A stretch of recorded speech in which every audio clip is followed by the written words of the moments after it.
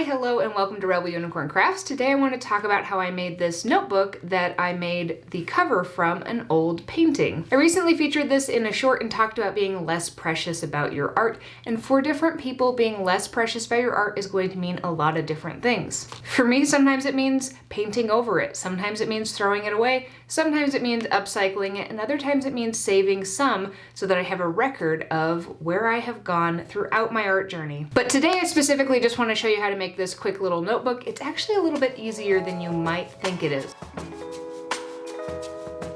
To make these little notebooks, you're going to need a couple supplies, the first of which is some paper. Whatever paper you want to fill the notebook with will work just fine for this. In the short that I showed this, I did fill it with some black Strathmore paper because I wanted to play with metallic watercolors, but I think I'm just going to go with this really cheap 90-pound watercolor paper because I need a notebook that I can kind of sketch in and then also just do a little bit of swatching and things in it. You're going to need whatever art you want to upcycle or whatever you want to use as a cover for this. If yours is on a canvas, you're going to need something to cut it off with. I've got a little X-Acto knife. Next, you're going to need something like a punch that's going to go through all the layers of everything to allow you to actually poke those holes. They do make specialty bookbinding ones of these. This one I just fished out of my toolbox. An embroidery needle and some thread. If you've got some wax thread, that will work even better for this. Other than that, you're going to need some scissors, and if you want to add on those little snaps, you're going to need the snaps themselves, and you also need a hammer. All of the supplies I'm using today I've had for quite some time. In the description box, I will link these products or something similar to them if I can't find the original product.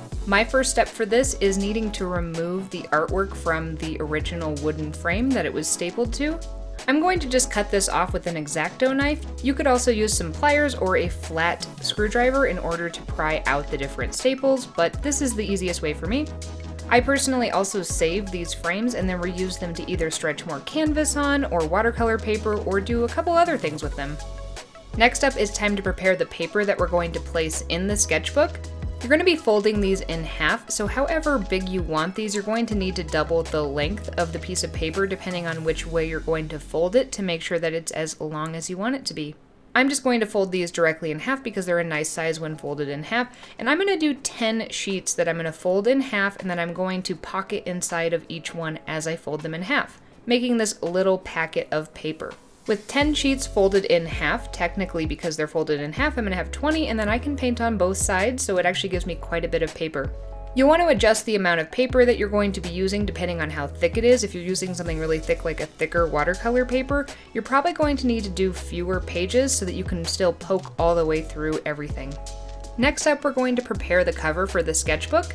And you could take measurements and measure this out, but what I typically like to do with these is I place that little packet of paper that I'm going to place in the middle, and I'm going to just kind of position it so that when I fold it over on one side, it's going to line up flush once I cut it. And then on the bottom side, I want it to come down. I want it to go about 3 inches further out because I want this to wrap around because I'm going to place a snap on this. So I place my paper down, and then I'm going to kind of trace around the one edges and then use a ruler to extend so that I can keep a nice straight line on that, but not have to measure too much. Then I'm just going to cut it out with some scissors. If your paint's not too thick, some normal scissors should work just fine for this. And I'm also going to round the edges of this because I think it looks a little bit nicer. Next up is our most important step, which is actually securing the paper to the cover so that we have an actual sketchbook that's not going to fall apart. I'm going to be doing a really simple 3-hole punch binding. This is the most simple book binding. Sometimes I do book bindings that are a little more complicated for my personal use, but I'm not very good at explaining any of those. And anytime I have done a more complicated one, I have used a tutorial from Sea Lemon. She's got a great channel here on YouTube that you should definitely check out if you want a more complicated binding. In order to secure the paper, what we need to first do is actually punch the holes. As I said, we're going to do 3 holes, and you do want a punch or something nice and sturdy because the most dangerous part of this is when you're pushing through, you got to use quite a bit of pressure, and if you slip, it could become a problem. One little trick I have found is that if I place a piece of cardboard underneath, 1, it keeps it more stable, 2, it doesn't damage the surface at the very bottom of everything, so it's not going to damage my table. And it's also going to give a little bit of cushion so I can actually push all the way through instead of just meeting that final layer, and you'll hear a really satisfying crunch once you go all the way through into that cardboard. You want to open that packet of paper and then reveal that inner seam of all the papers, and you're going to punch one hole directly in the center all the way through all the layers, and then you're going to split the difference on either side between the edge and that center hole and punch a hole on either side of that too. And now it's time to actually sew this all together. You're going to want to thread your embroidery needle with whatever thread you're going to be using. Again, a waxed thread would actually be ideal for this. I don't have any of that on hand, so I'm just going to use some embroidery thread, and I've done this quite a bit, and it seems to work pretty well for my use of it at least. When threading it, you don't need to tie it off or anything, you just want to leave a long tail, and then I leave the rest of it connected to that whole skein of the embroidery thread. And then depending on where you want your tie off to be, if you want it to be on the outside so you want to see a nice little bow, you're going to start on the outside. I want mine to be concealed on the inside, so I'm going to do mine on the inside. So I'm going to go through all the layers from the inside all the way outside using that embroidery thread and pulling it through nice and long.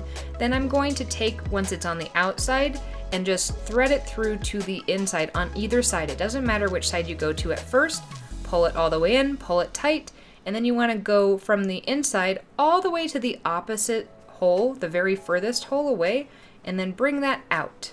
Again, pull it nice and tight, and our final step is going to be rethreading through that center hole back to where we started this whole thing. Those two strands that are coming through the center, you want to split and put one on either side of that center string and then just tie it off. And now it's nice and secure. Technically, once you've done that, you have a fully functional sketchbook, and you could just use a clamp or something to keep it nice and shut, or if you want to do the snap, I'll show you how I do that next. The first thing is finding the placement of the snap. The way I like to do this is I line everything up, and then I use that punch to punch through one layer, and then touch and make an indent on that second one so I can see where it's going to actually fall. I punch a hole there as well. Then I'm going to grab my snaps, and if you are new to this process, the hardest part is going to kind of be figuring out what those 4 different pieces you're going to need, because at least 2 of them look pretty similar to each other. The nice finish button is the one that you want on the very outside flap, the very outside of it all. And then the one that has kind of a flat back and then a stem that goes upward is the one that you're going to want to be on the very inside of the notebook. Then there are 2 parts that look really similar to each other. There's one that's going to kind of receive and one that's going to push into it. And you're going to want to figure out what 2 those are, and it doesn't really matter which one you place on which side, as long as you just have both of those. Most of these kits are also going to come with this little punch tool that's going to fit right into the center of the prongs that are going to stick up that you can then hammer down. And it usually also comes with a nice little metal thing that's going to kind of hold the bottom part. You place that nice little round holder underneath the side that you want to protect, and then you're going to place the punch on the center part that kind of juts up, and you're just going to hammer down. The desk that I'm working on has quite a bit of give, and so it doesn't really want to hammer in, so I went and grabbed a steel block, or if you work on a nicer, harder surface, that you probably won't need that. But if you're having trouble getting them to actually push down when you're hammering them, it's not that difficult and doesn't require that much pressure. It might just be that your surface is kind of rebounding and working against you. But once you have all of those together, it's gonna snap together and you're done. And just like that, we've got a super cute and useful sketchbook that's made from the upcycled old art. And so you kind of include the record of your old art in the new art that you're going to create. If you found this video useful, please consider subscribing to my channel. I would love to hear in the comments what you do with your old art. Do you save it? Do you throw it away? Do you archive it in some sort of way, or do you upcycle it? Let me know in the comments, and I hope that you have a magically creative day.